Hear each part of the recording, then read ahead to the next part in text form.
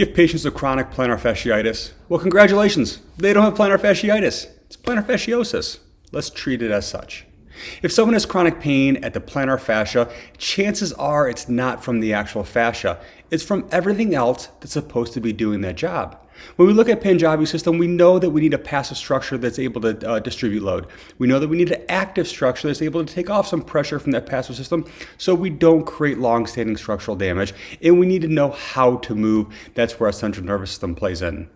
When it comes to plantar fasciitis, let's take that into consideration. If we look at Sullivan's study, we know from 2015 that if you have weakness in the intrinsic foot muscles, you're going to have chronic pain in the plantar fascia and heel region. One thing to consider is look below, look deeper, look at the flexor digitorum brevis. That muscle helps raise the arch and create a stiff lever for the propulsive period of gait.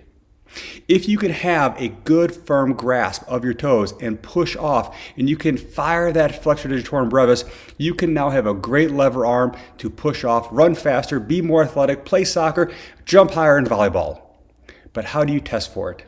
Well, it turns out there's a really neat test that requires very little equipment or time on your end. It's called the wink sign.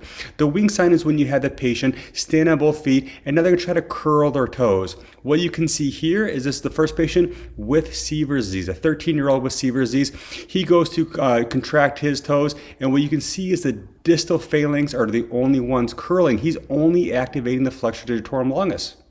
Now, the person here is actually contracting their foot, and you can see that the flexor digitorum longus is attached to the intermediate phalanx, and that's why you're seeing that wing sign. You're going to see that crease within the between the distal and intermediate phalanx.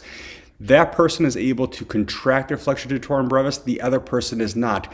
That young athlete is putting himself at a disadvantage, not able to create a stiff lever, and now depending on his passive system for the propulsive period of gait. This is a great test to identify if someone has weakness within those important foot intrinsic muscles. Now, how do you correct it? Check out ChiroUp, check out the ChiroUp exercises on some great ways to eccentrically load this tissue, and now take an athlete who's in pain and work towards a solution.